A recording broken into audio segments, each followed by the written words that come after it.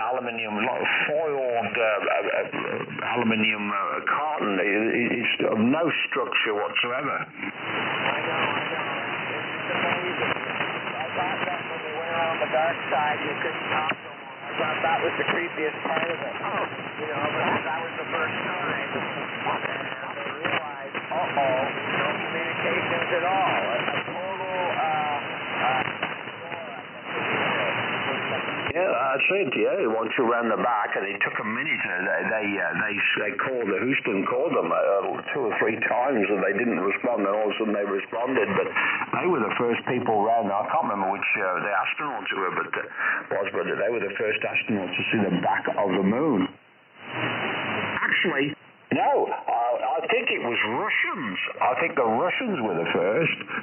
I'm not sure about that, but boy, I don't know why. I used to know all this crap when I used to speak to Leo, but I'm not too sure it was the Russians. The United States followed with satellites like they did. They both did testing, and the USA got on the moon first.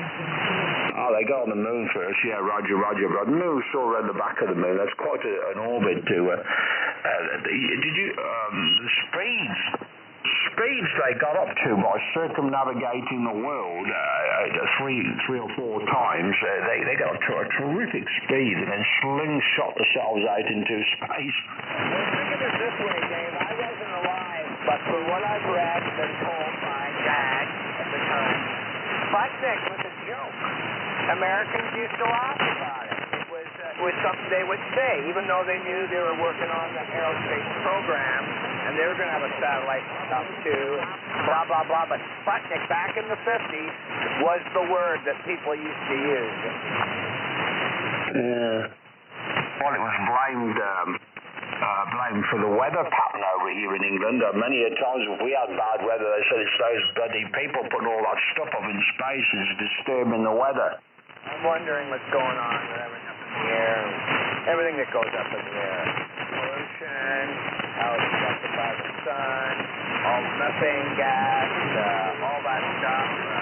Kind of makes you wonder. It'd be nice to see a graph of it and look at it on the software to really have good information to know what's going on. Yeah. Like, can you hear the spotter from that station above us? He's up, Think about it. It's a great big ball. And we're a great big ball. So what's going on with the ball? What's going on with the ball? What are the hands? What are the motions around it? What kind of effect do we have on it? It's something that people want to know. They just want answers. They want answers more than anything, Dave. You know, a lot of people don't do anything about it. No, that's right. I guess the people, if they want to go to space, go to space. I said to Norway, Germany 4 Fox once, what the bloody use for going up there, you know? He pointed out that a lot of the technology was come from space, you know, some of the battery-powered drills and stuff like that. There's lots of stuff that came out of it, but I'm not too sure, even with the space lab up there, you know, International Space Lab up there, I don't know what they're getting out of it. Well, think about it, how far it advances. Like when we first had the car, the motor carriage, people went. And where are we with it now? Well, we're where we are right now. And with space, they had to go to the moon, right? Because you're not going any further. If you can't land on the moon, forget it. Nobody will believe you. Well, no, there are people who believe that the Americans never went to the moon. There are 2 or 3 buggies sat on the moon. They reckon if you took a battery up there and put it on, they would still run. They are the most expensive cars ever built in the world. Those tinfoil Tuesday people, I don't listen to them. They're nuts. They think that how could they have gotten through the radiation belt? How could they have had a computer? Well, I'll tell you one thing, the computer didn't crash like it does today.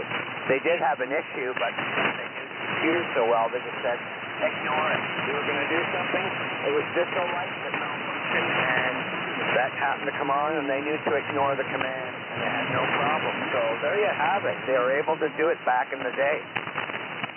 Yeah, why is it that Boeing actually designed a computer to fly their planes, or was it somebody else who designed the computer to fly their planes, and Boeing bought the computer? So I wonder who's ever responsible for the computer is probably responsible for the 345 people who died. Well, you know, in India, you can get India $9 an hour to pay an aerospace flight control. They're out of school. What could go wrong, Dave, at $9 an hour to design the flight control system? Well, yeah, but I don't know if it's the designer or whether it's the builder of the computer. I wouldn't think that Boeing actually designed their own computers. I think they probably that's out of house. It's something they would pick up the phone and say, we need a computer to fly our planes. So you reckon a guy in India or living in the outback or somewhere of Australia or up in the mountains making computers out of old bean cans or soup cans, probably Boeing stuck that in their plane. More dickhead moves, but Whiskey 1 Tango Fox. Gotcha. Wealthiest companies on the globe, Dave. That's places like India. They source out. Probably, I would think. Hey, Reed, how you doing? Hey, I've been great, Dave. I'm really having a good time with this 7610. I'm so glad you sort of talked me into moving up to a dual receiver unit. How's it sounding tonight, over? Okay. No problem. I'll tell you who you need to speak to is Whiskey 5 W5ODJ. He's got one of those 7610s, lovely ring. Yeah, it's utterly amazing what this thing will do. The last rig I had, and I still have it sitting right here, is the TS590 Kenwood, which I really enjoyed, and I especially like the audio of it. But, just the ability to, for example, I was just listening to you, reading the mail, listening to you talking with the other fellow, while I was doing digital in the same band. I literally had one of you in the right ear, that was you, in the left ear I had the digital signals as I'm talking to somebody in Hungary that way. And it's just fabulous to be able to sort of do two things at once. That's almost like a Dave kind of thing, over. Yeah, the dual watcher. If you buy a second transceiver, you can listen to 3 other frequencies while you're talking on the one. It gets a bit ridiculous, but I monitor a separate frequency. I'm monitoring one now. It's quite useful. You can actually bring both put both the VFOs on the same frequency. Have you tried that yet? Yeah, actually, if you do, then so I've got the headphones plugged in, Dave, and it's really kind of funny. So the default is the right ear is the sub-receiver, and the left ear is the main receiver. So right now I'm only hearing you in my right ear because I'm talking to you using the frequency of the sub-receiver, and I just switched the transmit to that. But if I tune the main receiver also to 7135, I can hear you in both ears, over. Yeah, you can go into the menu and make it stereo or the mono like that. I'm pretty sure it's in the menu. I haven't got a 7610, but you can on some of these other rigs, which I do. Anyway, hello to Ron. Ron, pick him up. VA3RLNG. Ron. Oh, I don't know where he went. Anyway, Reed, you had a busy day? Yeah, it's really nice here in New Hampshire today. A nice sunny, rainy day. Around 80 Fahrenheit, just a really a nice day in the woods. And I've been working on lesson plans for next year. We're introducing a new physics course to our high school.